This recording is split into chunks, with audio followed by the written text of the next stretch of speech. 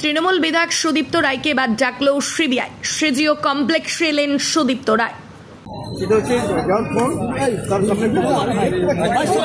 আপনার ফোনটা নিয়ে এসেছি, তিনটে ফোন নিয়েছে।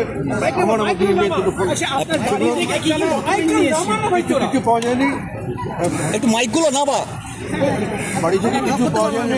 ওরা সার্চ করেছে, কিছু ডকুমেন্ট হাসপাতালে রুগী সংক্রান্ত কিছু ডকুমেন্ট নিয়ে গেছে। আপনার ফোন কলের ভিত্তিতে তো সিবিআই অনেককে ডাকছে।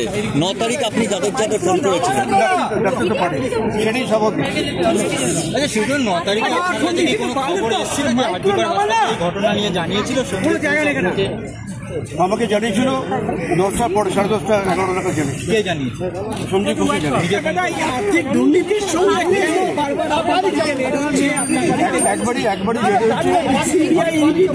এটা হচ্ছে আখতার আলী একটা কমপ্লেন করেছে, সেই কমপ্লেনের ভিত্তিতে রেড হচ্ছে। কোনো আর্থিক দুর্নীতি কিছু না, কিছু কোনো টাকা